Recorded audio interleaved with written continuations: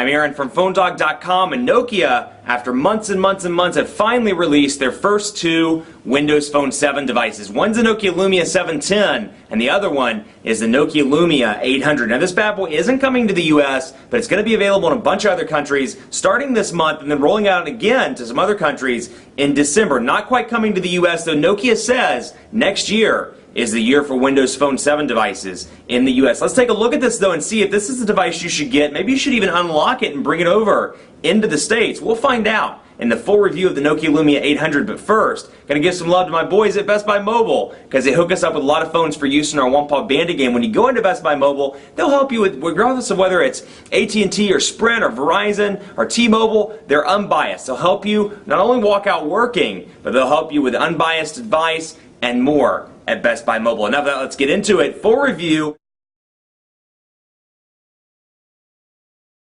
So we covered Nokia Drive and Nokia Maps in part 1, but part 2 I want to show you Nokia Music. Now, I'm not sure if this is going to make it to the US, at least on the US branded Nokia Windows Phone devices, and I actually don't know why it's not opening, period. That's very strange. Let's see if we can get it to open.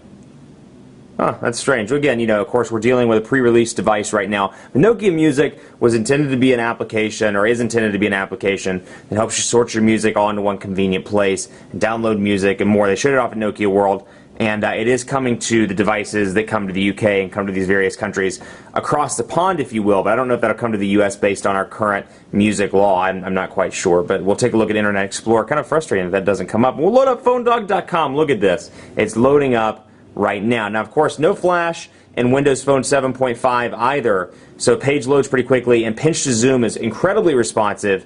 Downside is you don't get flash. Maybe an upside, you don't get advertisements on sites, which is a pretty cool thing. But you can see pinch to zoom is incredibly responsive, follows right along with your finger, and for example, I can zoom in or focus in here and see skeptical of iPhone 5, and you can see the transition effects are nice. Again, like I said in part 1, this transition effects kind of fool your eye into thinking that it's a little bit faster than it actually is. You look at the transition, I'm like, that's a good 2-second transition time, if you will, but that little transition effect, it does fools your eye into thinking, well, this is a little faster than I thought it was going to be. But you've got your refresh button down here, and you'll notice in Mango the browser bar goes down to the bottom, so you can see that, and then of course tabs, recent, favorites, add to favorite, share page, pin to start, settings, and more. So I can pinch to zoom in and out. Again, very responsive with little to no lag on the browser. So if you're looking for a great web browsing experience, Windows Phone does do a good job, but again, it doesn't have flash, so that's going to be a struggle. Another thing I found particularly interesting on this device, they recommend the YouTube application, but you can see here, we'll click on it, it takes you right to the mobile page, which I thought was particularly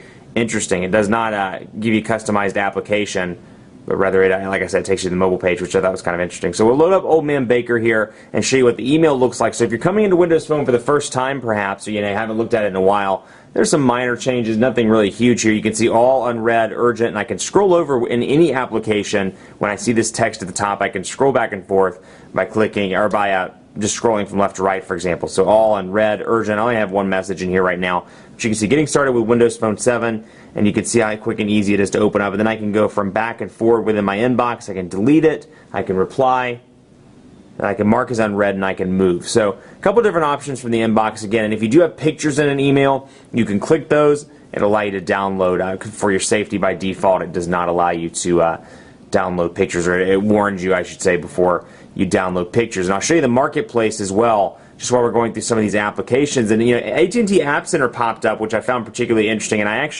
it's been so long since I worked with a Windows Phone device, I can't remember if that pops up based on your SIM card, or if that pops up, which kind of made me think maybe they're testing a Lumia 800, but I'm 99% sure it pops up based on your SIM card. But again, AT&T App Center did pop up a couple days after I put in the micro SIM card. So apps, games, music, podcasts. You can see the apps over here, games, and I can scroll over and kind of separate Kick Messenger. I can go into apps, for example, or I can search. So let's search, for example, for Twitter, and it'll bring up apps and games. I can search music, podcasts, app, well, back to apps and games. So you can see Twitter. Here's the official application. So here's what a page looks like. You'll see the icon, you'll see the name, and you'll see the star rating. You can see some details on it. I can share it. I can see the reviews here, and I can scroll over to see all the different details, reviews, screenshots, related, more details about it, and of course I can share it with my friends. So we can go into Angry Birds Uncovered, for example, and go in here and say, oh, it's a help app for Angry Birds, excuse me, reviews, screenshots. Here's what the screenshots look like.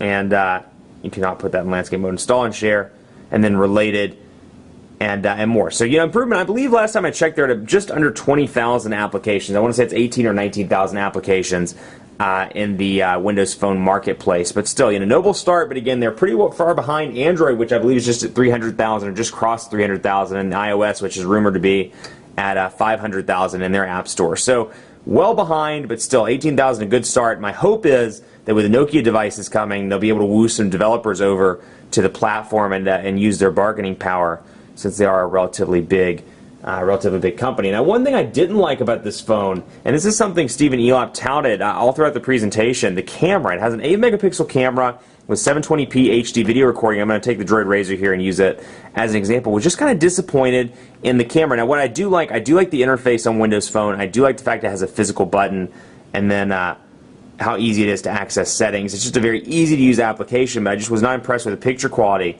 which is interesting because it is using a Carl Zeiss lens. So we'll bring up the Droid Razr here, for example, and you can see, go over here, and we'll bring up the Verizon logo, for example, and let's see here. Take a picture. So you can see how blurry that is. I'll take a picture of a contact lens box, you can see there. But you see how blurry it is. Motorola logo is very blurry. Verizon's very blurry. Now let's try bringing it out a little bit and taking it again, maybe from this angle. So you can see it zooms in, half press to zoom, full press to take the picture, and you can see it's legible. But again, I've definitely seen much better 8-megapixel picture quality from something like the HTC Resound or the iPhone 4S or the Droid Razr here. So it's kind of disappointing to see the camera quality. I've not been impressed with it. Also, battery life has been relatively decent. I will say, I think it's definitely a decent battery with moderate use. I've done some text messaging, some calling. I've downloaded apps. I've browsed the web, and I've been able to make it just about 11 hours before the device requires recharge, somewhere between 10 and 12, depending on my use that day. So you may have to charge at least once throughout the day, but it does charge relatively quickly. And of course, it's a standard micro USB charging port. So, you should have access to those, be it in your car, be it in your office. Maybe somebody has a micro USB charging cord, or wherever you're at. So it's a relatively, standard charging cord, though I will say the battery life isn't quite where I wanted it to be. I was hoping to get a little bit more out of it, but still, again, not bad, given the form factor of this device and the fact that it's still a very svelte, thin device. But anyway, disappointed in the camera. Thought that was particularly interesting. 720p, I haven't gotten anything on the YouTube channel, but it does look decent. Sound quality sounds okay. And then picture quality is decent as well. So something that was particularly interesting, because I was really hoping it'd be good. I hope they'd round out the package with an excellent camera, but unfortunately, it seems to be a little bit subpar. So here's Microsoft Office, and you can see, like any other Windows Phone device, you've got OneNote, you have Excel, you have Word, and then PowerPoint. And then over here, like I said, OneNote kind of separates it away because it's notes, and then your documents over here, and they're color coded based on their color coding in Microsoft. So I feel like I'm repeating myself a lot in this video. Color coding based on their color codes. That's pretty evident there. We can explore Word, for example. We can open it up, and how do I get started? I can come down here and edit this document, or I can go back and I can come into Excel, for example, and it gives me these tips on how to explore the various applications. And I can come down here, I can comment, and of course this is actually an Excel document, so I could actually change this if I wanted to. But I can go back to Word, and then click Add, or add a OneNote, and I can go back to Excel, see that, and I can add, let's do a new Excel blank spreadsheet. So you can see right here, which with my terrible spelling, and then of course I can access, I wonder how, yeah, I can do that, cool, okay. Kind of spread the stuff out here. I don't really know how well this is going to work, or if it'll work at all, based on pinch to zoom, but you can see there's my text. So you can do some basic editing of Word and Excel documents from your device. And this comes pre-installed on all Windows Phone devices, and it's a nice little touch to not just the Lumia 800, but to all the Windows Phone devices. If you do a lot of editing of documents, if you read a lot of Word documents, or you get a lot of Excel stuff in your email, this could be really beneficial on your device. And then the last thing I wanted to cover is personalization options, because you do get quite a few in this. You can go to theme and you can change it from dark to light, where it lightens up the background. Now obviously this is an AMOLED display, so it's optimized for dark colors, so that black screen is going to help you save battery life.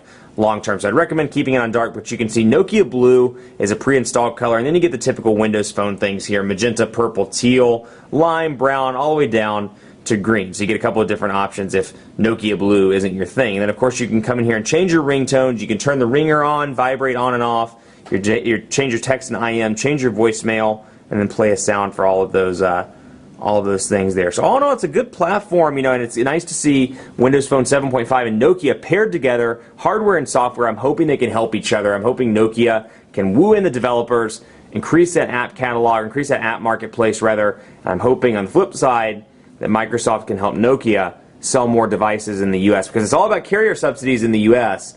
And here's to hoping that they can get some of these devices on some carriers in the U.S. Lumia 800, love the build quality. The only thing I actually don't like about this phone is the camera. Everything else top notch. Love the build. Love the way it's crafted. I love this up here, micro USB charging port and the SIM card slot, and just, you know, how it's one piece of plastic, if you will. Got your nice buttons over here on the side. It feels good in the hand. Battery life's decent for a smartphone, but the camera is just subpar. But if you can get it and Windows Phone's your thing, I would highly recommend it. But if it's above, you know, $500 or $600 unlocked, I would say wait till Q1. See what we're going to get in the U.S. because Nokia said they were bringing LTE devices, perhaps some more HSPA Plus devices to the States. So take a look in Q1, and then of course maybe then you could say, well, since they're not bringing the Lumia 800 over, I can get one now. Much more coverage to come on PhoneDog.com with the Nokia Lumia 800. Stay tuned for some dogfights, some exciting content around this device because I'm pretty excited. It's nice to see Windows Phone paired with some awesome hardware. Be sure to like us on Facebook, facebook.com/PhoneDog. We're always doing giveaways. We're super cool people. We're fun to follow, and we're on there quite a bit. So check us out, facebook.com/PhoneDog. Hey, follow me on Twitter as well, PhoneDog_Aaron. Let me know what you think about the Lumia 800. If you think this is the savior for Windows Phone, or you think this is just another Windows Phone device that doesn't have a front-facing camera, let me know. PhoneDog_Aaron, and on Facebook at facebook.com/PhoneDogAB. Thanks so much for watching. We'll see you next time, and keep it locked on the site for continuing coverage of the Lumia 800.